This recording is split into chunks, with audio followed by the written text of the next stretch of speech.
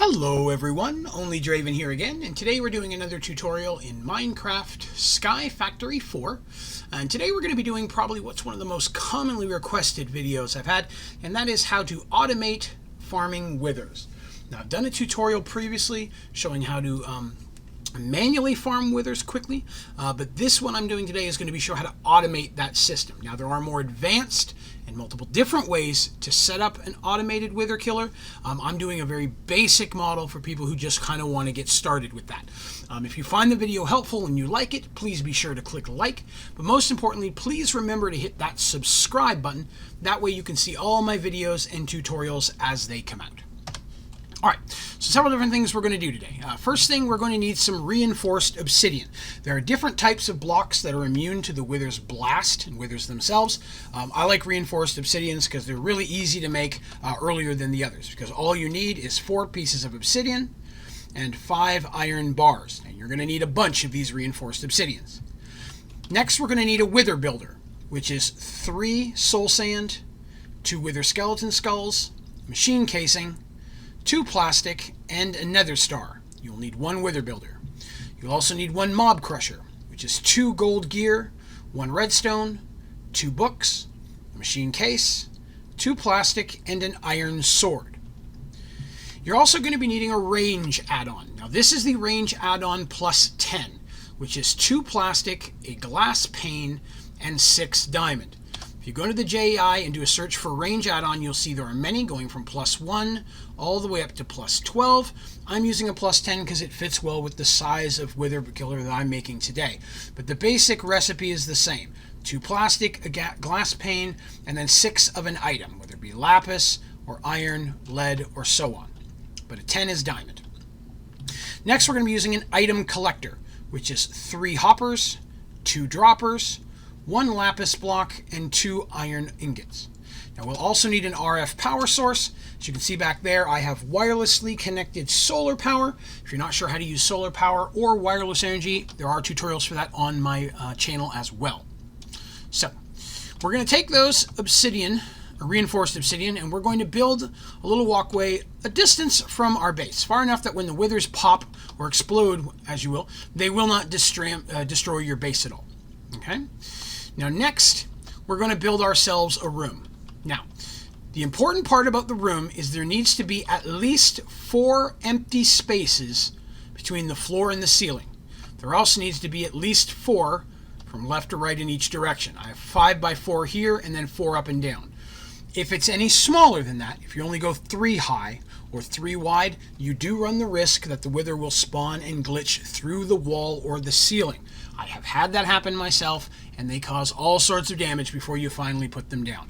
So a 4 by 4 by 4 or 5 by 5 by 4, any of those are going to be fine as long as it's at least 4 up and down and at least 4 or 5 each direction here. That'll give you enough room.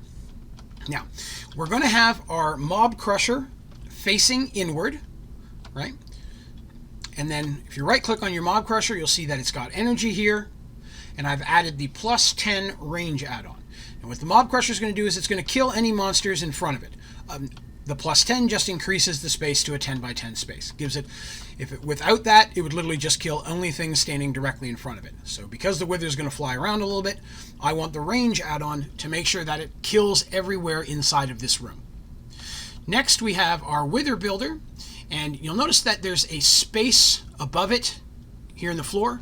I do that for a couple of reasons. One, the wither itself the wither builder will build a wither, but it's going to leave a couple spaces above the wither builder before it starts. So again, you want to make sure you have enough room for it to form without going through the ceiling or glitching out.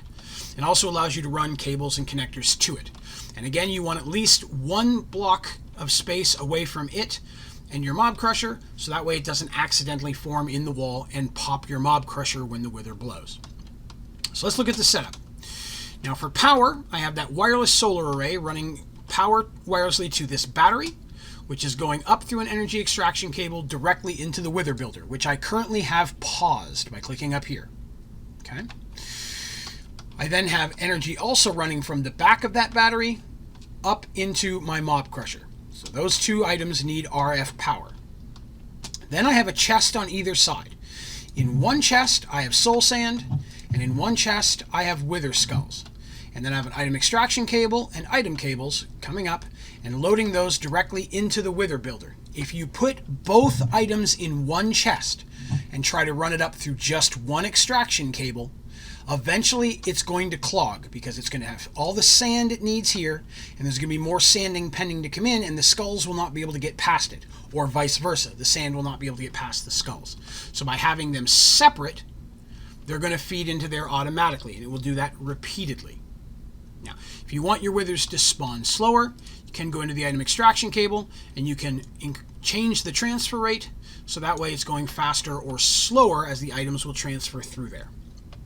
Okay?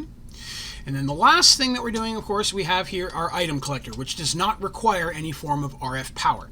The item collector is facing your little boom room here, if you will. So that way anything that is dropped by the wither being killed will be sucked up into the item collector. Your mob crusher will also gather items, but it doesn't always gather everything, and things can build up or get lost. So an item collector is a great way to make sure you don't lose anything. Now you can change the size of what your item collector is able to pick up. If you click preview hidden and such, you'll see that now it's going to collect anything in this space. So I like to go all the way up to 19 by 19, which is the maximum size. And as you can see now, the entire boom room is inside of your item collector's range. Get rid of that. All right, so everything is pretty much ready to go. All we have to do at this point is to go in here and unpause our wither builder, which should then cause multiple withers to just start spawning in there and then being killed by our mob crusher. So let's go ahead and give that a test. Okay, so we're going to go in here and we're going to unpause and we're going to get out of there. All right, and as you can see, withers are now spawning inside of our little boom room there. They're going to start to pop in a second. If you watch their life bars, you're going to see their life bars disappear relatively quickly. And that's because the mob crusher is killing them pretty much as quickly as they pop. And this is going to continue for as long as many wither skeleton skulls and soul sand that you have feeding into the machine. So of course it's possible to set it up so that those fill automatically with wireless item transfer tubes, or with just manually transferring them from, say, farms or crafters. But if you wanted to just keep it going automatically, you could also then go to your, as you can see, everything just loading up here in our item collector. You could wirelessly transmit items from that using wireless item transfer nodes into your storage section of choice. All right.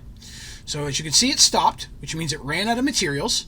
So go in here and we'll pause that. You see it's got some skulls left, but it ran out of soul sand. You can see our fluid essence is completely full, of course, because it killed a whole bunch of withers. And inside of our item collector, we got a bunch of stuff, nether stars, some supremium essence, and a bunch of items that were dropped. All right. And that is how you pretty much set up just an automated wither killer, the most basic form. There are more advanced ones by far. I'm not saying this is the best, but it is a rudimentary one that you can put together pretty easy without a lot of real late end game stuff. All right, well, that's pretty much it for this one. If you have any questions about this tutorial or any of my tutorials, please be sure to put those down in the comments, and I'll try to get back with you as quickly as I can, as well as for any recommendations you may have for other tutorials that you'd like to see in Minecraft Sky Factory 4. Always looking for more suggestions. And thank you for those, all of you out there who've been requesting this one. I'm glad I finally had the chance to put it together. But that's going to do us for today.